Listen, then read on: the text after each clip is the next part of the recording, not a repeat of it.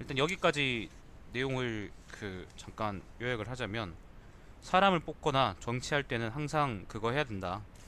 항상 이제 법을 따라서 해야 된다. 예를 들면 네가 친하다고, 아니면은 예를 들면 그 사람이 유명하다고 그 사람들 뽑아쓰기 시작을 하면은 사람들이 이제, 아, 고맙습니다. 비둘기님은 요즘 비둘기님 친구들이 새벽에도 이제 대학가 근처에서 사람들이 토한 걸 많이 주워 먹던데, 그거 별로 좋은 음식 아니니까 주워 먹지 말라고 좀 전해주십시오.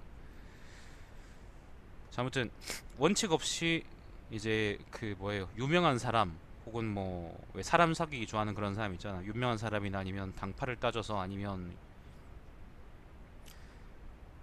뭐예요, 뭐 그런 걸 가지고 사람을 뽑는다고 한다 그러면, 그 결국에는 원칙 없이 사람을 뽑는 거기 때문에 좆된다는 거죠. 예를 들면 원칙이 있고 없고가 이제 어떤 의미가 있냐면은, 요 책에서 사실 그렇고 이제 우리 사는 일반 세상에서도 이제 아직 그런 문제가 있는데, 원칙이 없으면 사람들이 열심히 안 해요. 예를 들면 잘하면 상을 주고 못하면 벌을 준다는 게 이제 기본적인 생각이잖아요. 기본적이잖아요. 근데 예를 들면 잘 안 했는데도 상을 주면 사람들이 잘하려고 노력하지 않은 거고, 못하는데도 벌을 주지 않으면 사람들이 굳이 일을 잘못하려고 잘못하지 않으려고 이제 노력하지 않는다는 거죠. 결국에는 사람 뽑는 것도 마찬가지고, 여기서는 사람 뽑는 거에 한정해서 얘기하고 있는데, 결국에는 사람을 뽑든 뭘 하든 법이라는 원칙을 따라서 얘기를 해야 된다 라고 판비자가 혹은 욕을 쓴 사람이 얘기를 하고 있는 겁니다. 원칙이 제일 중요하다. 그래서 그 원칙을 따라서 이걸 뭐 이것저것 해야 된다. 뭐 예를 들면 육아에서는 원칙이라는 게 인의 예지 같은 거겠죠, 그죠? 특히 이제 두 개를 뽑는다 그러면 인하고 의를 뽑을 수 있겠지.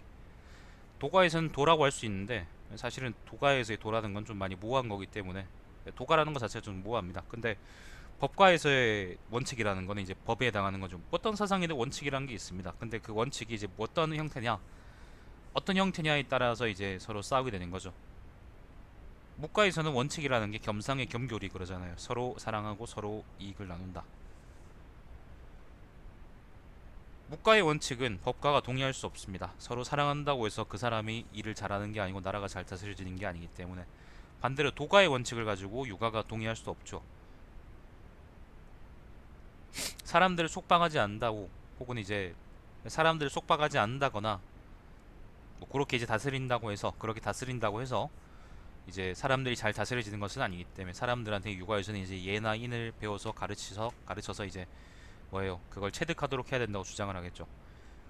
하지만 그런 주장도 법가에서는 용인할 수가 없는 겁니다. 예를 들면은 인의 같은 것들을 아무리 사람들이 잘 안다고 하더라도 결국에는 사람들은 강제성 없이는 뭘 할 수가 없는 거고, 법가의 기본적인 세상 시각이 그렇습니다. 결국에는 잘하면 상을 주고 못하면 벌을 준다라는 원칙을 통해서 사람을 다스려야 되는데, 법가 입장에서는 이제 나머지 묵가 아니면 유가, 도가 아니면 뭐 이런 다른 사상가들의 이야기는 원칙으로서 똑같은 원칙이긴 하지만 결국에는 받아들일 수 없는 거죠.